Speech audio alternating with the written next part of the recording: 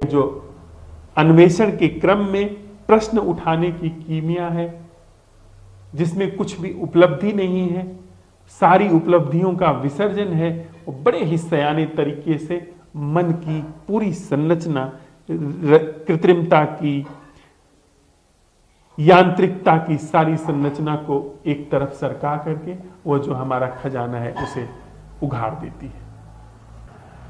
यह अद्भुत है, यह कहानी अद्भुत है।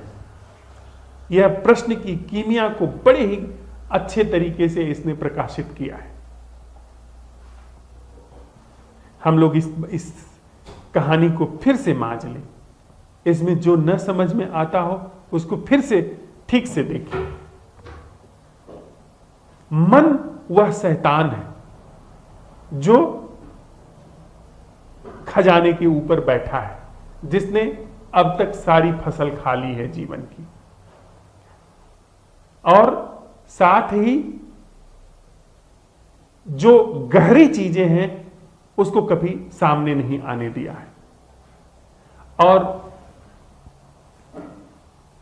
यह जो विवेक है, जो थोड़ी सी प्यास पैदा हुई है, वह एक किसान है।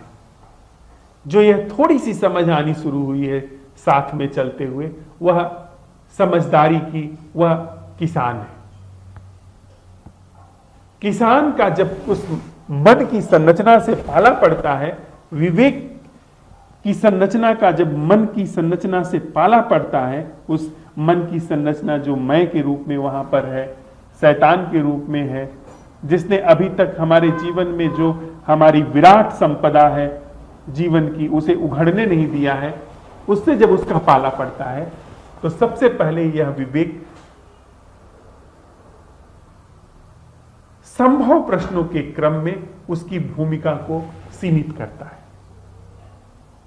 संभव प्रश्न कि अभी जो भी कुछ घट रहा है उसके घटने में तुम्हारी क्या भूमिका है।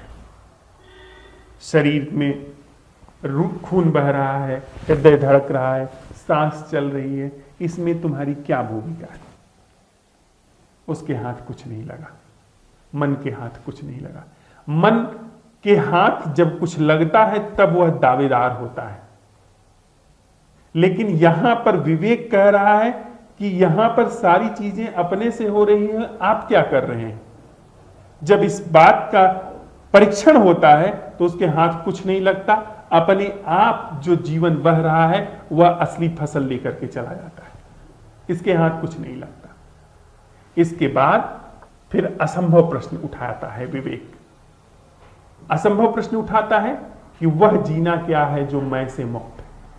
अब इसमें जो यहां पर उसके हाथ कुछ नहीं लगा, ठीक है, कर्ता के रूप में कुछ हाथ नहीं लगा, तो कम से कम मैं बाहर नहीं कुछ मेरे हाथ में है, तो कम से कम अंदर तो है। वह अब मैं जड़ लूंगा। पहले आपने जड़ ले ली, अब मैं जड़ लूंगा। अब पहले आप कर्ता को आपने गिरा दिया, अब मैं कम से कम साक्षी तो हूं। पर यहां पर असंभव प्रश्न आता है। विवेक असंभव प्रश्न उठा रहा है कि वह जीना क्या है जो मैं की संरचना से मुक्त है।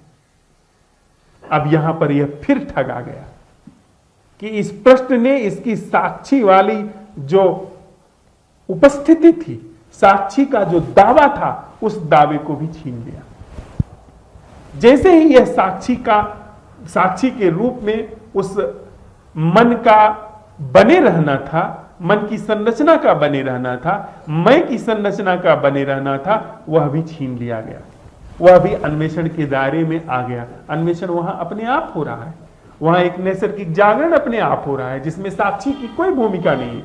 आप न साक्षी रहिए, फिर भी वहां पर जागरण बना हुआ है। आप अपना साक्षित्व तो लेकर के जाइए। शैतान से विवेक कह रहा है आप अपना साक्षित्व तो लेकर के जाइए, आप साक्षी वगैरह मत रहिए। देखिए वहां पर नैसर्गिक रूप से जागरण है या नहीं। असंभव प्रश्न के क्रम में नैसर्गिक रूप से जागरण वहां पर है, बिना हमारे साक्षी हुए ही वहां पर नैसर्गिक जागरण है। इस क्रम में भी उसके हाथ कुछ नहीं लगा। दोनों ही स्थितियों में उसके हाथ कुछ नहीं लगा। संभव प्रश्न के क्रम में कर्ता के रूप में उसके हाथ कुछ नहीं लगा, असंभव प्रश्न के रूप में साक्षी के रूप में उसके हाथ कुछ नहीं लगा, और इसमें मैं विसर्जित हो गया। इसमें मन का व्यापार, संबंध और जीवन के क्रम में अपने आप अपने दावों के साथ विदा हो गया। फिर वहां पर वह जीवन विद्यमान है जो कि मैं और मन की यांत्रिकता के पार है।